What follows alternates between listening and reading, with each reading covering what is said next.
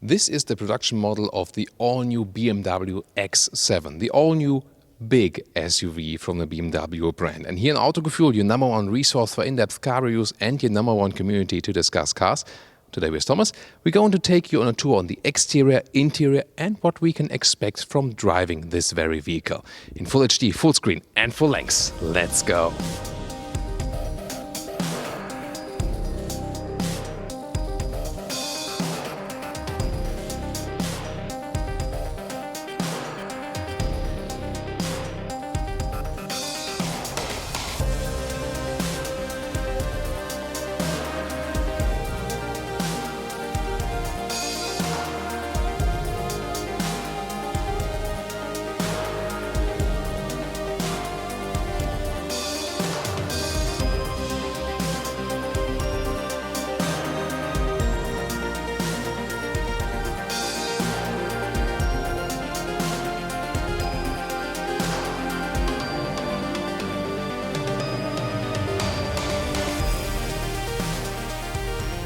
What a super massive front, and it's really upright. I wonder how that went through the safety regulations. It's really flat. But here, of course, the hood is rising just a little bit. It's the biggest BMW kidney so far. And those slim headlamps, they lead over and form one unit, whereas the new X5 has basically a split then here. So there's a design differentiation.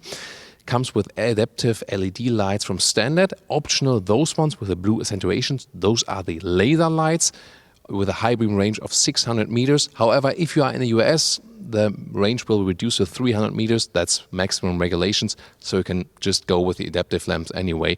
Outside those markets where there's allowed with a full LED, full laser light high beam, then it might make sense. The lower part, this one here, is a design package which sets more on the elegance trim. However, there's also an M Sport trim with sportier lower air intakes, and you can also change the color if you don't want so much chrome, so that's all will be possible. By the way, this color is called Arctic Grey. It's a grey bluish tone, but a very subtle, elegant one. 5 meters 15 or 16 foot 9 is the total length here of the all-new X7. So, about 20 centimeters longer than X5 approximately. And this will be, of course, the third seating row. We'll soon take a look at that. 20 to 22-inch rims. Those ones here are the biggest one, 22-inch rim. Also with contrasting brake caliper. Again, now you can see more nuances of this gray-blue color. The trim here is called Design Pure Excellence. Both for that and the M Sport, you can get those side steps additionally. You don't have to pick them. The base model will also come with plastic fenders around the wheel arches for more off-road look. I would prefer that. This one here, as well as the M Sport, comes with painted wheel arches. Which one would you actually prefer? The rest of the side silhouette you can see is more upright to give you more space on the interior. Also standard roof rails right there.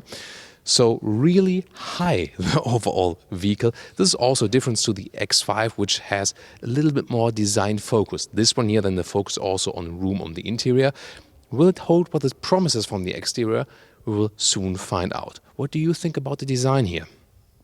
By the way, you've maybe noticed that the car sits very low at the moment. The standard air suspension goes up 4 centimeters or down 4 centimeters from a base level. So the overall difference is then 8 centimeters. There's also an off-road package available with an underfloor cover and some more off-road driving modes, hill descent control, for example. And when the car goes faster, the air suspension will always go down a little bit. And to increase the agility of this rather long vehicle, there will also be a rear axle steering available. So when you drive slowly, the wheels on the rear go across to the front wheels. When you drive a little bit faster for more stability, they go in the same direction. And also an anti-tilting control, that the car doesn't go too much to the right or the left. So electric motors working against that then. And this then should even out this weight and additional length of the vehicle while driving. We will find out in the driving review for you for sure. And both the anti-tilting and the rear axle steering is part of one driving package. And finally, the rear with the chrome stripe here all over the car. Daytime running lights, and the whole car is also more upright, for example, than again if you compare it to an X5, and surely fits as a competitor the Mercedes GLS. so many years they didn't have a real competitor for that. In the lower part, fake exhaust tips. The real ones are on the inside. They can keep the design language same for all models then. And a matte gray or matte silver lower bumper. This has a real structure in it, so everything already from the exterior looks pretty expensive. Always practical with BMW front hoods that you release them twice from the inside, and then you don't have to search for anything, like it's just open, then you can put them up, also with hydraulic struts. By the way, pre-production model here, and also for the studio we have separated charger here, so this is of course not how it looks like in real. Also the logo will be uncovered, so an exclusive look for you, before everything is super finished. But let me tell you something more about the engines. There will be the diesel engines in 3 horsepower spec, 258 horsepower, 326 or 400 horsepower, the 3-liter 6-cylinder diesel. Or then this one here, the 40i, is the petrol engine. This is a 3-liter 6-cylinder petrol engine with 340 horsepower, probably the best seller worldwide then. No plug-in hybrid plan for the X7, unlike for the X5. And then in the US, you can also get the 4.4-liter V8, the big engine, then with 462 horsepower. Let's now take a look at the interior. You can also get the X7 with soft close. Here we go. So the last bit of the door closes itself, so you don't have to hammer them. Interesting luxury feature for sure always. Wide opening doors in the front. Well, not that wide from the angle, but they are very huge. Interesting design-wise, the Hofmeister knick right here at the inside door handle is a BMW design element that has been introduced a couple of decades ago. Then galvanized buttons here, that they are all, have those metal mix parts on the top part, so you have a nice touch to them. Then ambient lighting you can see here, that goes with a swing, optional Bowers & Wilkins sound system. Bigger bottles might fit there, but not too big, at least in the top part. And you can already see from the interior that you sit higher than in a BMW X5, so it's a wide entry right there. If you take a closer look, you can see already some wood elements as decor. You can get here, in this case, also matte wood elements with open cell wood, and then different stylings of those lacquer wood. I would always prefer the open cell matte wood, not available in the 7 Series sedan, but here in the X7. Then those seats, this is a BMW individual equipment with the color. It matches the exterior color, so color-wise a beautiful job. They are sport seats. Those are, sport seats are base seats. And then this one here is the optional comfort seats. So 2 seat forms are available. And most of them are covered with animal skin. There will be some markets which have Sensatec leatherette alternative for a more sustainable choice, but they won't offer that on a wide scale, at least not yet. The steering wheel, this one here is the normal non-M steering wheel. It will also feature seat heating. They can always activate right there at the lower part, just underneath the airbag. And also with those silver controls here, left side, for example, for the cruise control, and the right side for the sound system or for the voice control. Nice detail. Between the doors, you can see the stamped X7 logo. And let's take a seat. By the way, the side step is somehow hindering you when getting in, so I would probably not go for this option. Also for off-road use, not really useful unless you have some off-road situation where the co-driver stands on the outside on the side, but probably won't happen with this vehicle. I'm 1.86 m or 6'1". That leaves some headroom still above my head.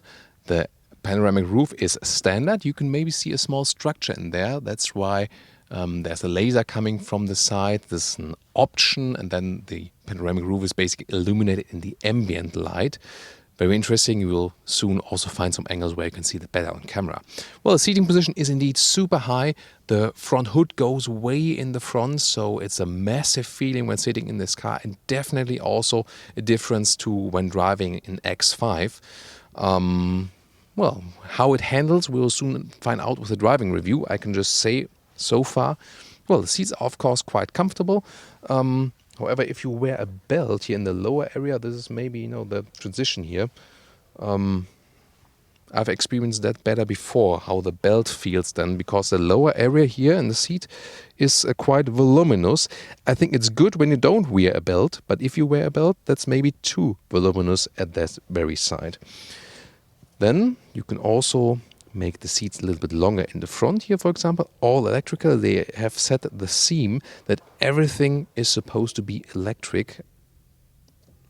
Here also, when you control the higher part of the seat, or also here with the lumbar support, definitely an executive car already in the front.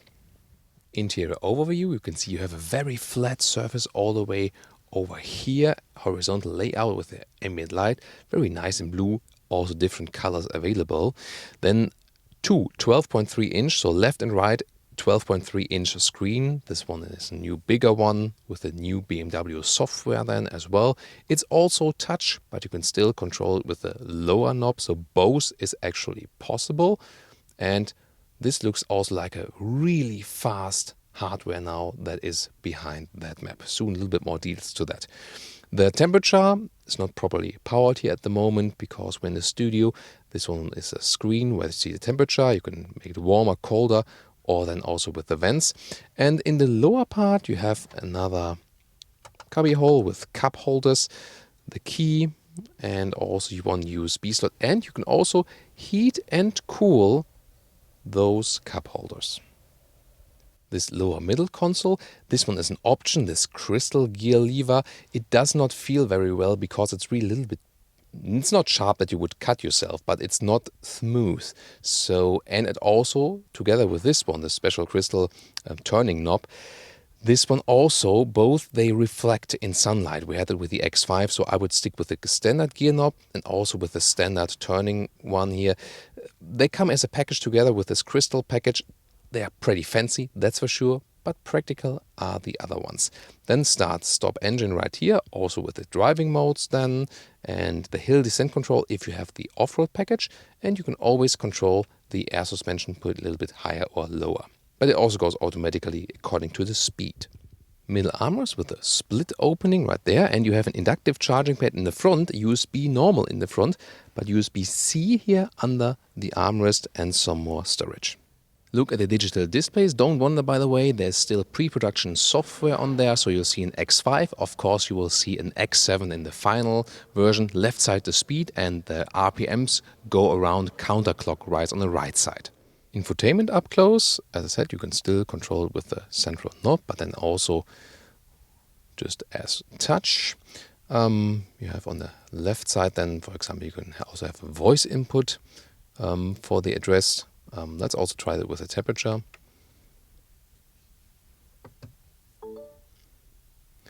Set temperature to 22 degrees.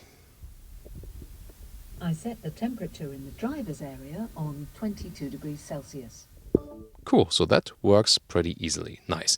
Telephone can be connected via Bluetooth or with Apple CarPlay wireless. Standard with the old BMWs now, and not Android Auto, because they say Android Auto does not really handle their data well. Apple obviously does, BMW says. And let's open that roof. You see a black cover, all covered with suede, by the way, microfiber, really cool, nice build quality. And you can see some more of this Sky Lounge option. This illumination laser comes from the side and illuminates those structures inside the glass. Very interesting, really cool. Sometimes you can see it better with your own eyes than on camera. And the front part you can also open off this standard glass roof like this, and then a little bit step further. So it goes all the way over the vehicle, but just the opening, the real opening is not that tall, but the glass roof will be very interesting, especially for the rear passengers, that they can look to the sky. And now, what is this car all about? Yes, the rear seats and of course second and third seating row. First of all, here I want to show you we have an electric shade because they want to have X7, so according to the 7 Series, everything of that also has to work electrically. Then, if you take a look at the rear seating right there, this is a split setup, so 2, 2, 2, 6 seats overall. This is an option. Normally you would start with a bench that goes all the way through. It's also electric movement available then front to the rear with the normal rear bench. This one here, if you want a more executive seating with some more room, of course the single seat does have more room then. So a very interesting option for sure, but you cannot fold them flat. You have to be aware of that. We'll soon talk about that once more when we visit the trunk area. But this one here really looks fancy for an executive setup in the rear.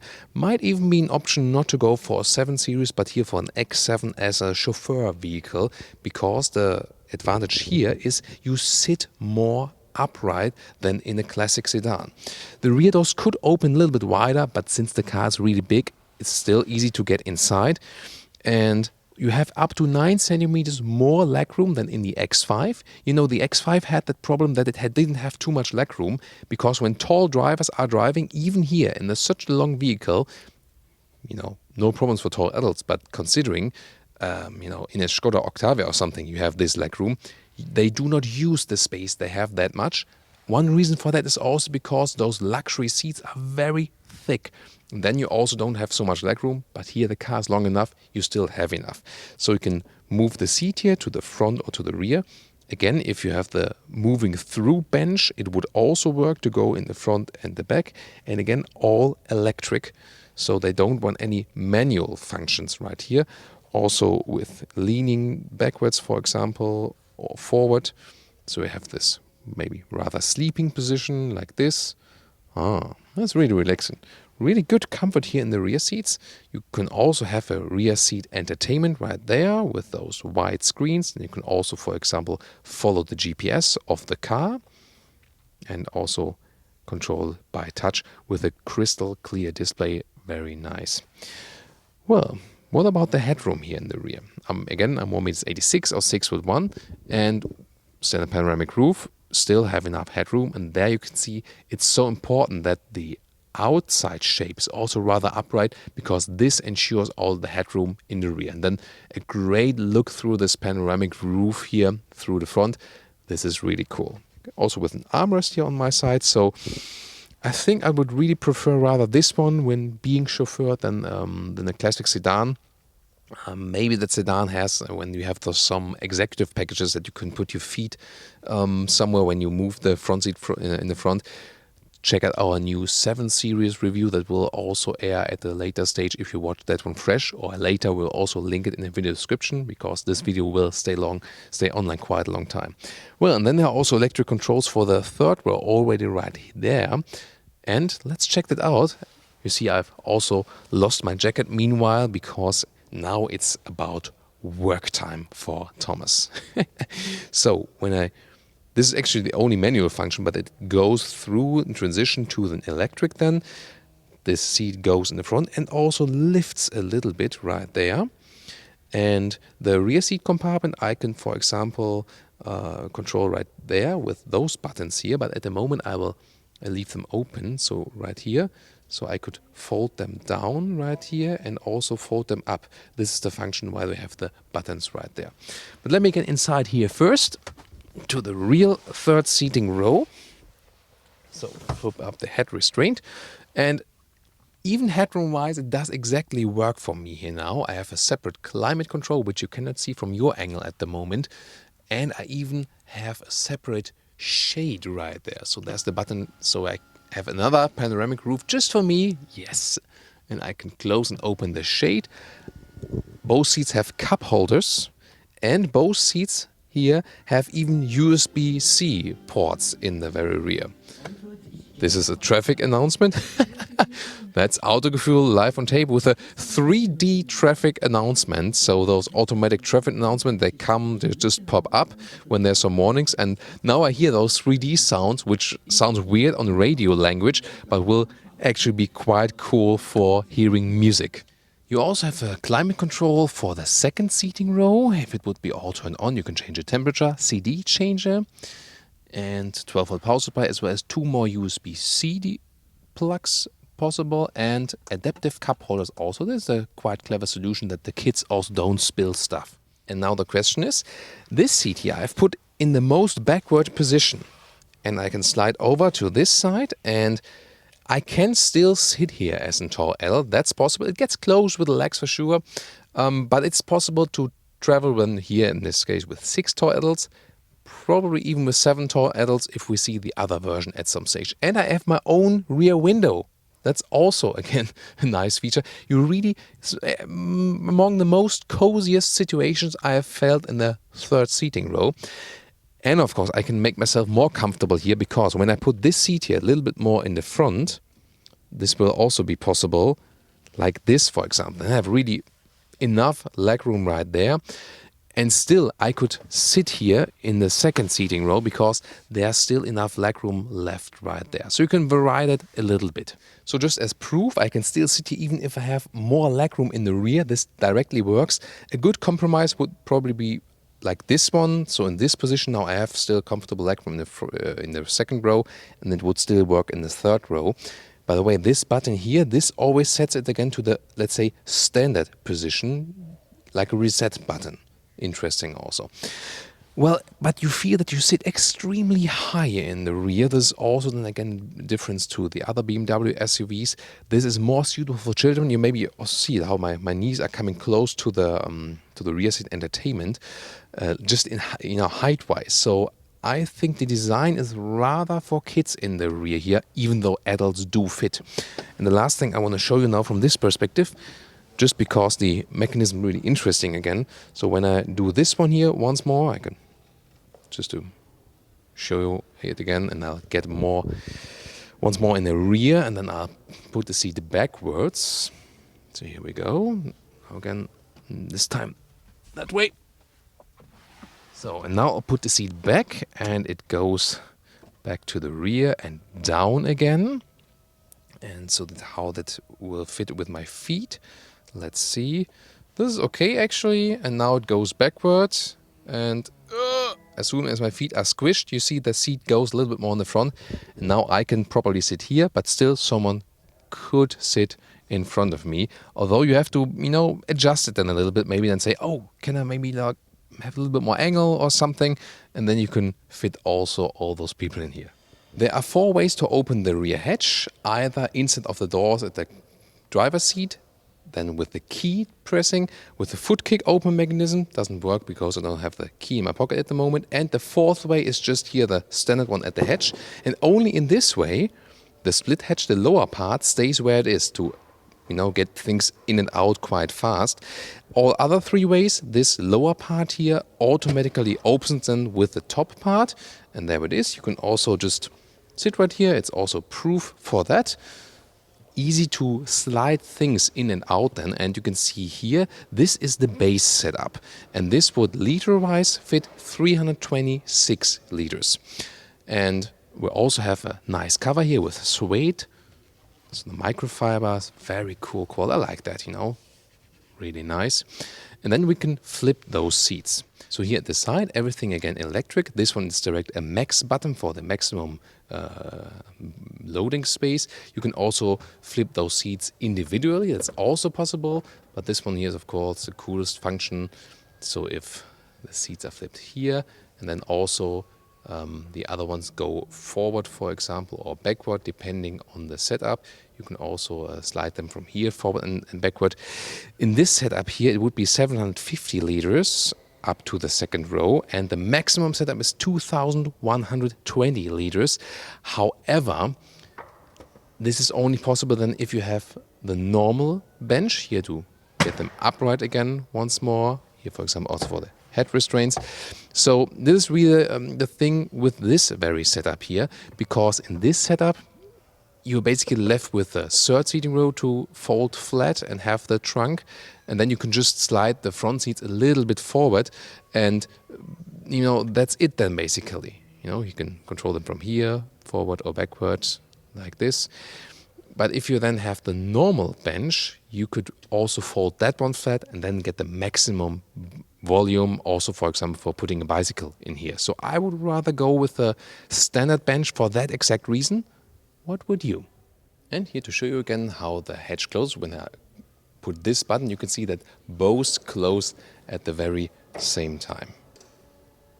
Ta-da! And now to our conclusion for today with the all-new BMW X7. For sure, it's a very strong exterior, probably the strongest one in this very segment, although all those cars are pretty big, especially due to this huge BMW front kidney. Well, in the rear you have definitely more space than, for example, also with the BMW X5. Not only lengthwise, you can already see that from the exterior. So also that one problem we had in the X5, that the rear legroom was really short, is solved then here. And of course you have, even for adults, the 6th and 7th seat, or if you have this setup here today, the 6th seat, so you can drive with more adults overall. You know, also for the X5 you can now get a 7-seater option, but here that's where it really makes sense, because you can also not only drive with kids then on the third bench. Still, the seats are very voluminous, so you don't have abundance of space if you compare it to other cars which are, let's say, more clever, but then again also maybe less luxurious. The interior build quality is also on a very high level, and I think they've also done a beautiful job at designing it. However, in the higher trim levels they also lack again animal skin alternatives. At least they will offer some Sensatec in some markets. Then driving wise, it's very, very interesting, because BMW promises that it won't be so much different to an X5 as for the sportiness, as you will have the rear axle steering.